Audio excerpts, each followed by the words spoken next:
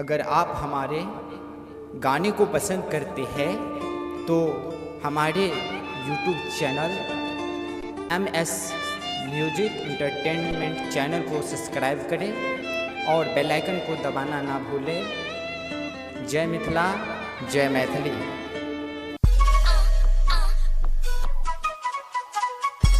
माँ Gayatri recording studio. चंदन Sharma, DJ चंदन Sharma, DJ चंदन Sharma, DJ चंदन शर्मा। छोरी के तो चढ़ल जवानी करही छा तू मना मानी। छोरी के तो चढ़ल जवानी करही छा तू मना मानी। व्हाट्सएप पर करे छा तू चैट के रोज रोज यारा बासा बात करे छा। हरदम मोबाइल पर व्यस्त रहे छा। यारबा से मिले ला तू कॉलेज जाई छा। यारबा से मिले ला तू कॉलेज जाई छा। छौरा सबके दिल पे तू छुरी चलावे छा। छोरी के तो चढ़ल जवानी करही छा तू मना मानी।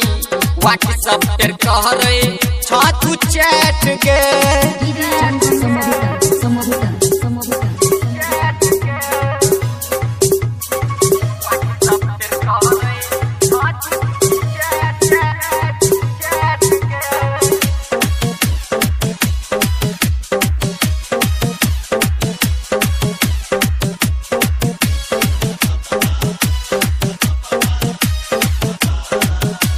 यारबा संगे रोज रोज घूमे जाई छा। कोचिंग के बहाना छौरी मिले जाई छा। मिले छग छौरी तू कॉलेज के गेट पे। मिले छग छौरी तू कॉलेज के गेट पे। भैया तोहर देख लेल को यारबा के साथ में। छौरी के तोहर चढ़ल जवानी करही छा तू मना मानी। व्हाट्सएप पर कह रही छा तू चैट के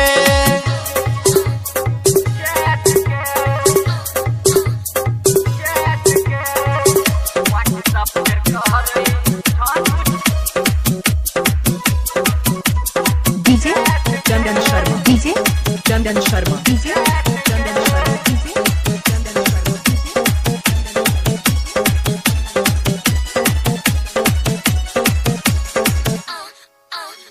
होठबा के लाली छौरी जान मारे छो।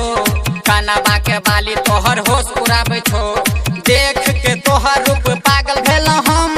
देख के तोहर रूप पागल भेल हम। तोरा सन के छौरी हम कतौ ने देखला। छौरी के तोहर चढ़ल जवानी करही छा तू मना मानी। व्हाट्सएप पर कह रही छा तू चैट के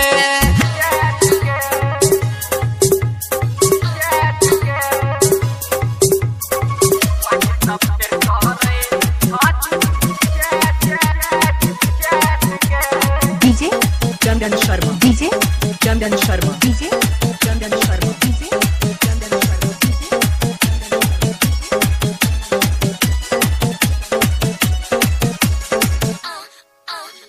देखे में लागे छ गोरी सुपर छमिया। राइटर बउआ जी कतू बन जो कनिया। मिथिलेश दीवाना का मिजाज बनावे छ। मिथिलेश दीवाना का मिजाज बनावे छ। छोटू गोधनपुरिया से तू न लड़ावे छ। छौरी के तो चढ़ल जवानी करही छा तिया मना मानी। व्हाट्सएप पर कह रही छा तू चैट के रोज रोज यारा बासा बात करे छा। हरदम मोबाइल पर व्यस्त रहे छा। यारबा से मिले ला तू कॉलेज जाई छा। यारबा से मिले ला तू कॉलेज जाई छा। छौरा सबके दिल पे तू छुरी चलावे छा। छौरी के तो चढ़ल जवानी करही छा तू मना मानी। व्हाट्सएप पे कह रही छा तू चैट के Presented by Savaria Music।